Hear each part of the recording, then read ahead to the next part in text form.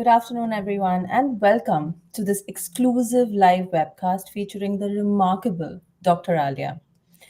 We at It's Her Way are absolutely thrilled to have you all here today, just 2 days away from our exciting Careers Day event on 22nd of November. Today's session with Dr. Alia serves as a powerful precursor to the insights and inspiration you can expect at the upcoming event. So, Dr. Alia here is here to share invaluable insights that will empower you to prioritize yourself and set a clear path to success. Her expertise and guidance are the perfect stepping stones towards a fulfilling career and a more balanced life, including motherhood. So, don't miss out on this incredible opportunity to kickstart your journey towards your goals. Listen to this conversation, hear what she has to say, and also reserve your spot now for the upcoming Careers Day to be ready to get inspired, motivated, and empowered. Thank you for joining us today, Alia. And Thank you for having me. without further ado, let's dive into this enriching session. Please introduce yourself, and I'll dive into the questions then. Sorry. So, hello everybody, and a very good afternoon to you all. I think the weather's being quite nice today. We've had a few days of rain here in the UAE, so it's really lovely. So, yes, like Armin said, I'm really, really pleased and honored to be here with you today. So, thank you for the invite again, Armin. And as she has already said, I'm Dr. Alia. So, I'm a specialist obstetrician and gynecologist, and I'm working now in the United Arab Emirates. So today we're just going to be talking about kind of the the the the important roles that a woman has to play. So in my situation, I'll be talking a bit about motherhood and balancing motherhood with work. I'll be talking as well a bit about the work that I do in my private practice and in terms of the business side of what I do, as well as what I do when I'm at work in the hospital. So yeah, back to you, Armin. Thank you so much for that introduction, Alia. We were just talking before we went live on how you do what you do. And I'm just in awe of you, honestly speaking. So I'd like to first start. The first question that comes to my mind is, with 5 kids and a very, very stressful, I wouldn't want to say stressful only, but very, very demanding job, being an OB-GYN, how do you balance all of it? Well, so that's a very interesting question. So it's actually two in one. So I'm going to kind of try and break it down. So the first question about being an obstetrician and gynecologist, I think it all starts by having a real passion for what you do. So you know how you said it's stressful. Yes, it can be stressful, but I think once you enjoy what you do, there are certain codes that, for example, say that when you're working, there is just no start and stop time. So for me, it's just the ability. I see it as an honor. I don't see it as a job. I see it as an honor to be part of a woman's journey through motherhood. It's quite amazing to see a woman who maybe for a long time has been trying to get pregnant or might have suffered miscarriages, and then she comes to me, she's pregnant, I hold her hand, I look after her and her baby, and at the end I get to deliver her baby as well. It's just being part of a family's joy. And it's interesting because you see women who have had two, three, four, five, even 10 in the Middle East, and every single baby is special for them. So for me, being part of that joy, just there's just no amount of like I just cannot put it to words. So I think the bottom line is that when you love what you do, and I'm quite honored and I'm blessed to be in a role that I absolutely love what I do. I just don't feel that stress, if you see what I mean. And then the other thing about having five children is that, God is amazing in that they don't just all come down all at once. You kind of get the first one, you get to practice a little bit, and then you get the second one, and then, when you're obviously, like most people might relate to, when you have your first child, you're really obsessed about, I remember setting alarms, because the midwife said to me, you have to feed every 3 hours. And what's interesting as well was people thought, oh yeah, you're an obstetrician. Oh yeah, you should know it all. I'm like, no, well, you know what? It's different. I deliver babies and I hand them over to their moms. Yeah. So when I had my first one, I was like, okay, let me try and work this one out. How does the nappy go again? People don't realize, as a doctor, you don't change the nappies, someone else does it. So all those things. And then Even things like when I started expressing breast milk, oh yes, it can be in the fridge for, and I was like trying to remember my medical school lectures, you know? So basically when you have your first one, you get to practice a little bit, you're really obsessed. And then the second one is like, oh yeah, I've done this before. And then what I say to women is after three, you just let go. You know, after three, you're like, yeah, whatever. Three, four, five, six, it's all the same. And I the thing that's really nice is that they tend to be companions for each other. You know, so another beautiful thing is, even though I was a bit crazy, I had mine, you know, quite close together. There is advantages to that as well, because then you kind of just get get it all done. But then the other advantage when there's a bit of a gap between is like, for example, you have a 10-year-old who reads to the 3-year-old, you know, you kind of start giving them chores to do around the house. So, you know, the older two kind of help out, and then the third one also chips in. So then you find it actually it's not too bad. Um, so yeah, I think that's kind of you just and then you just let go. You just have to let go. That's just what I say. You manage what you can, and the rest of it, they'll be fine. You know. Yeah. Yeah. See, I'm an only child, and at the extent of which I'm probably one of the only grandchildren from my mom's side. So you can see how different that would have been, right? Growing up, I have two of my own, but I love the statement that you made that they don't come all together. They don't come down all together. That's very interesting. They come in phases. If you're lucky, you'd probably have triplets or twins, and Oh then my that's God. a different story. Exactly. Yeah. Otherwise, I think yes, you're absolutely right. You get time to pace yourself, learn, and go along that journey. Having Mm. said that, I'm never trying for more than what I've already done. For And sure. you know, it's interesting when you mentioned about the twins. Like actually going back to my mother, she had 7 children, and Yes. I'm a twin, and so I'm the number fourth child. And I remember at the age of 10, you know, looking after because my mother was a career woman as well, and I think I learned a lot of what I did from watching her.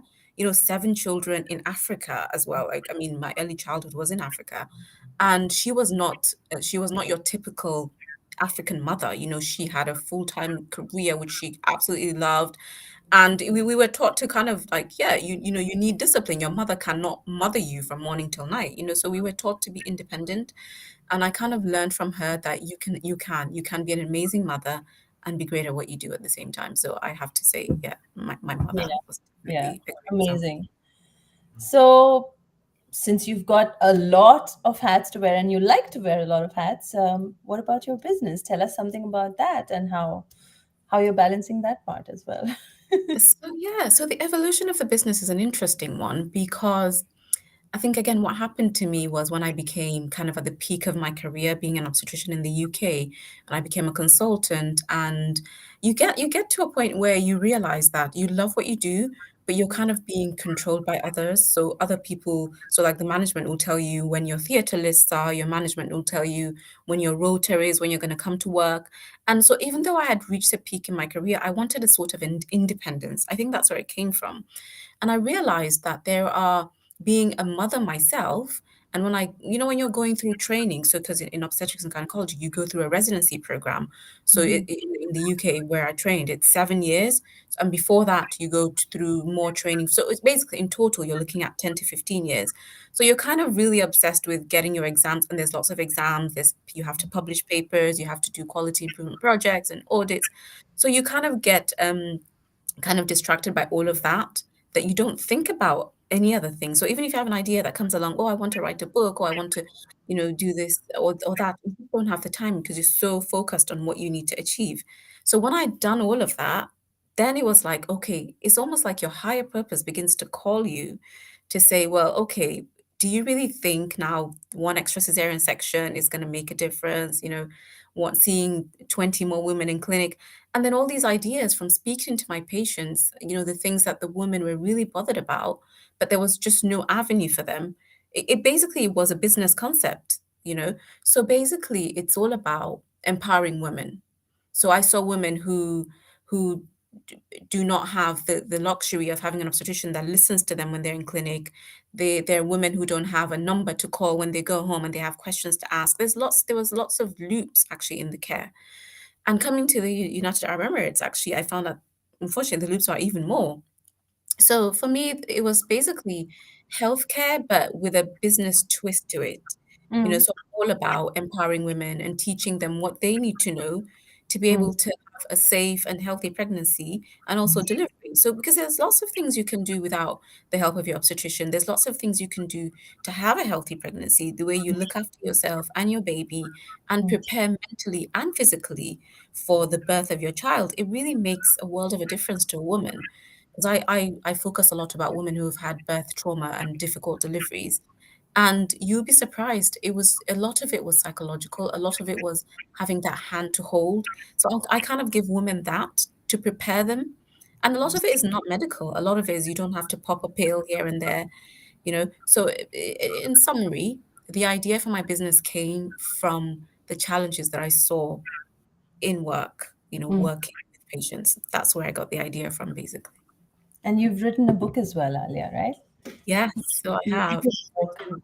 Yeah, yeah. So it's basically the same thing as I've explained. So the book basically walks women through what you should expect when you go to a hospital.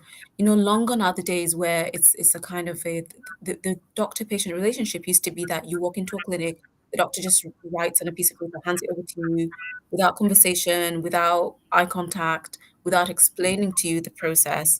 You know, so the book is all about women. But basically, when you read my book, I want women to be able to walk into their doctor's office and say, okay, right, I am 6 weeks pregnant. I Mhm. expect this to happen when I'm 8 weeks pregnant. This is going to happen to me when I'm 10 weeks. This is going to happen when I'm 12 weeks. You know exactly what's going to happen. It's no longer like, okay, I'm pregnant. Oh, positive pregnancy test. You go and book an appointment and you sit there and you wait. And it's all about your fortune. If you're fortunate to have that doctor who cares, who looks at you and even says congratulations, even if it's your 10th baby, it's a thing of joy. And you have to see it as well from the doctor's point of view. They're probably really busy. They're swamped. A lot of people, I mean, this is statistically speaking, there's a lot of burnout and stress in the medical field. Yeah. So, in a way, I understand why doctors, and there's so much they have to go through. There's a lot of detail they cannot miss. So, that personal interface, is very easy to lose it. So, it's almost as if the onus is now on the women. You have to educate yourself so that when you walk into your doctor's office, it's like, okay, bang, bang, bang. This is what I expect. Where's my vitamins? Where's my 12-week scan? Where's my 20-week scan? And the doctor might even say, oh God, yeah, I forgot that. I forgot about that. And I have that with my patients. I have patients who come to me and because we've had a conversation at the beginning of their pregnancy, and then they say, oh, but Dr. Alia, we're now at the 32nd week. You said we were going to do this at the beginning. It's like, oh my God, thank you. Right. So I think automatically the kind of relationship that your doctor has with you changes when you come across as someone who has done her homework, who Hmm. knows her body. It's no longer a thing of, oh no, you're not having that, forget that, it's not good for you. No, you know, Yeah. so women have to take ownership of their pregnancies now. I absolutely agree with you. And taking ownership not only in their pregnancies or during their pregnancies, it's taking ownership about the around their time, around their life, around their responsibilities. And if you have many of them, like yourself, how do you do that? How do you compartmentalize between three things plus your family, your business, your profession, your consultancy, and the family? How would you do that in a day's time? What does a day like an 8 hour day or a 12-hour day look like in Alia's life? Yeah, so for me, that's an interesting question. But for me, I'm very fluid. So some days might not look like other days. So for example, I give when I'm in a consultation room. So okay, so a typical day, if I'm going to be going to work, I wake up really early, before Fajr. Usually I try to wake up before Fajr. And one of the things I think is one of the other things about how we balance work life in the UK, it was all about the greenery for me. There was just something about waking up, and I lived in Southampton, which was near the coast. It was really fresh air and it was really green. So even though sometimes you're like dragging yourself out of bed, you probably had a child or two waking you up. Mama, I need to pee. I'm like, you need to pee. You know where the toilet is. You're potty trained. So you're kind of like a bit low on sleep. But for me, going out for a run, oh my goodness, like there's nothing that beat that.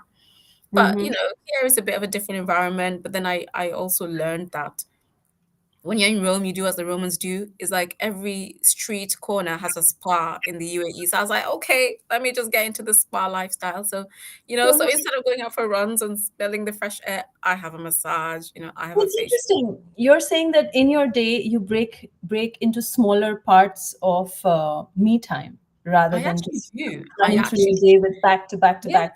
That sounds very absolutely. interesting. And that sounds Yeah, you have to yeah. because, and that's the philosophy that I really believe in. I don't believe in taking, in a month or in a year, you have a holiday. Some people book 2 slots every year and they go for and they blow off a lot of Mm, money on an expensive holiday. For me, instead of doing that, I holiday. much rather have a Yeah. day in a week or even an hour a week and break up that much money, whatever, how much money I was going to spend on a holiday. I much rather, spend a third of it Mm. on not have a fancy expensive holiday where you're gonna come back and you're gonna be like, was I really on holiday? Back to the stress anyway. So Yeah.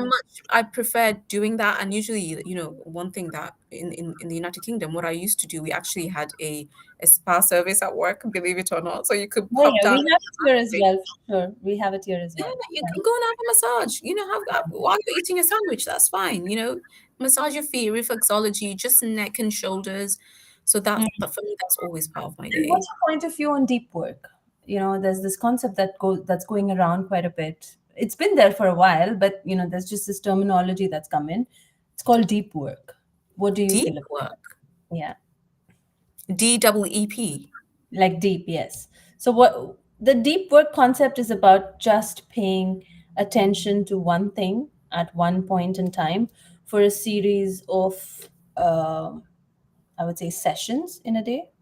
So it would be you have a deep work patch 2 hours in a day, and then the rest of the day you have other smaller things, and you focus on that 2 hour period without any disturbance, any distractions. And why I asked you this, Alia, is specifically because as mothers, whether you're working from home or you're working a full time job or you have shifts, you do not have that time or cannot kind of get to the deep work process or get to allocating deep work time because there are distractions all over you.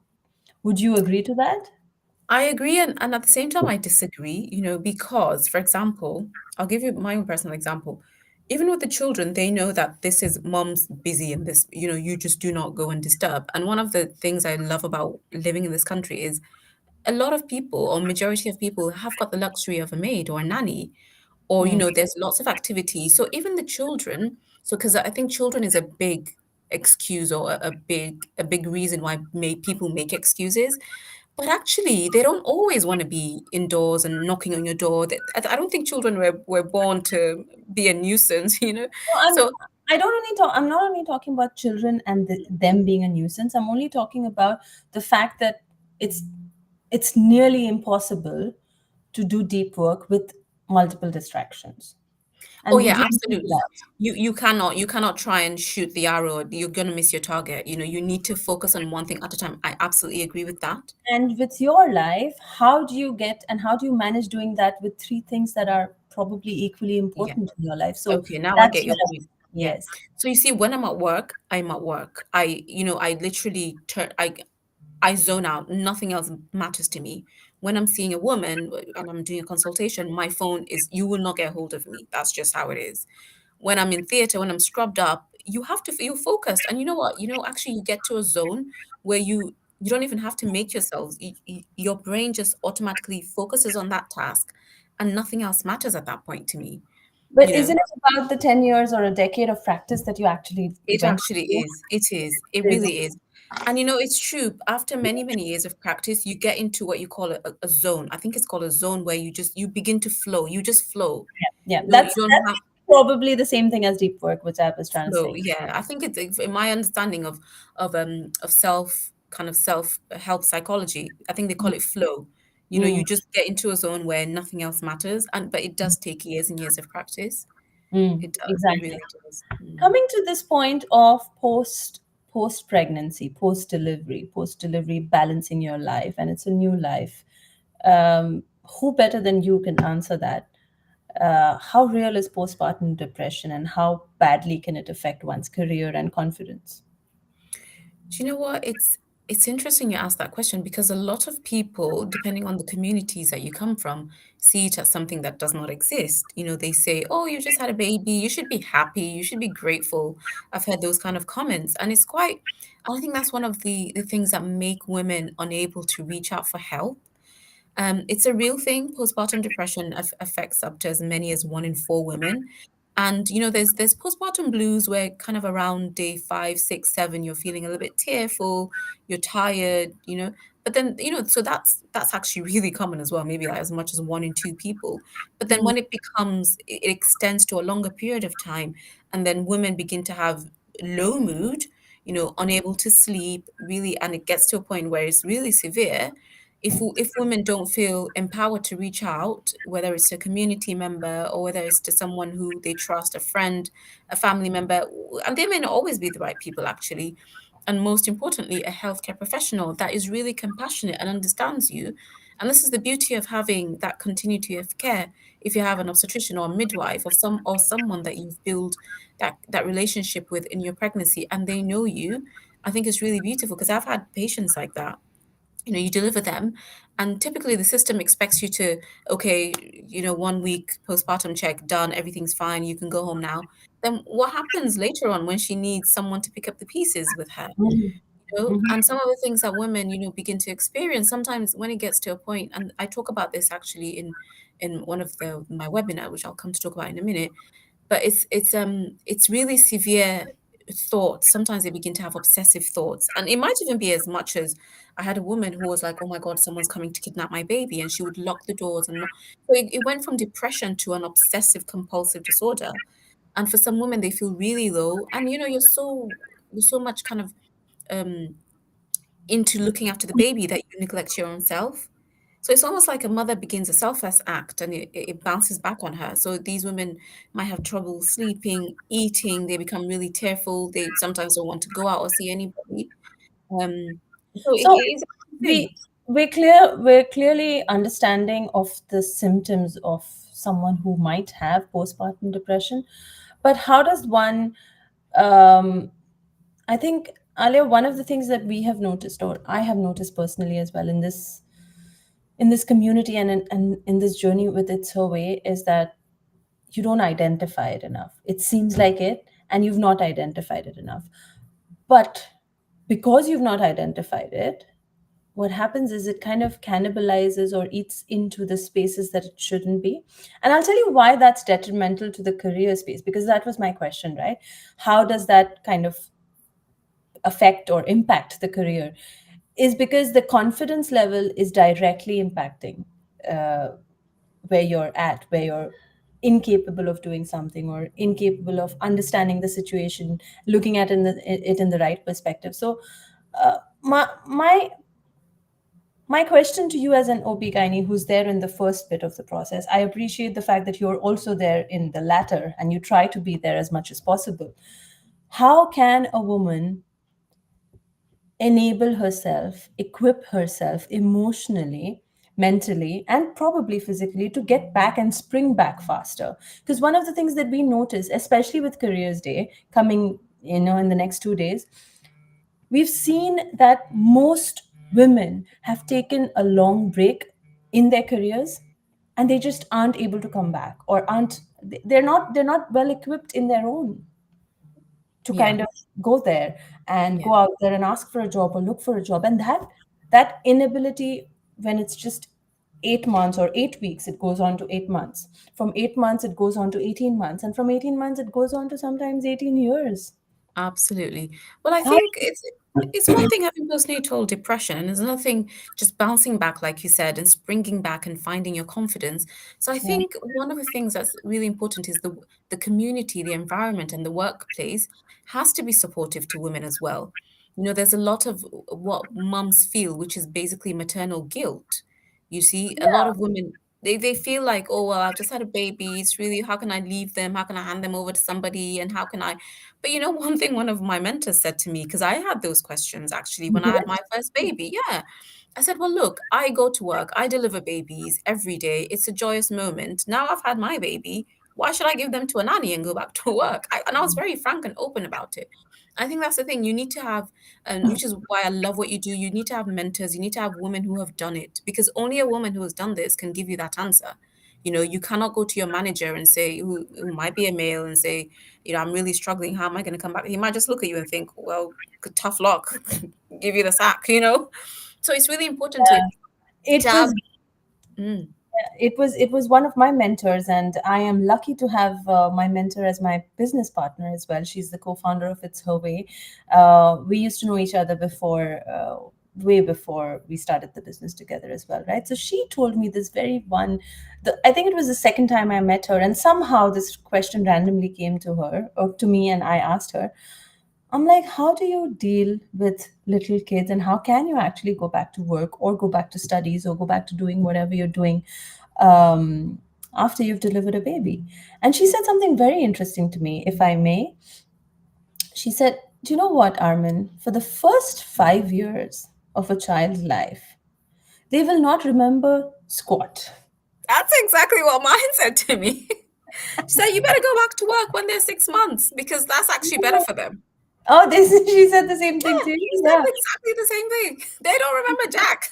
Yeah, and it's after 5 years that you actually need to make a presence in their lives, and need to make memories, because there is no adult memory below 5 years. It's And I absolutely and true. I'm thinking about the same thing. Do I remember anything when I was like in my diapers or like Yeah. 1 year old? Do I remember my first birthday? Mm, No. yeah. So I think this is something that I have told so many women as well. And yeah, now that you have been living on that path as well, no, I'm not going to go till 5 for sure for myself.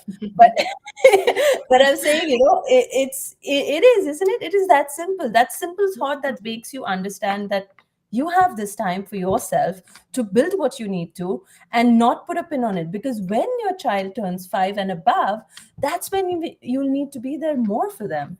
The Absolutely. diaper change, the feeding, and all of Anybody can do. They're not going to remember. exactly. They're not going to remember. They're not going to say, "Why didn't you feed me that bottle at 2 a.m. in the night?" Mm, you're a bad mother. But they will say that about, "I had this problem. I was being bullied at school, and I didn't know who to talk to." Absolutely. Absolutely. And you know, it's interesting. That's exactly what my mentor said to me because Oh. I was fortunate as well that at that time she had four children and in the UK she was like, oh my, she's a grand multi. She has so many children, you know, she had four. And she happened to be my mentor. So, you know, from then on, I was like, "Do you know what? It's true, you know."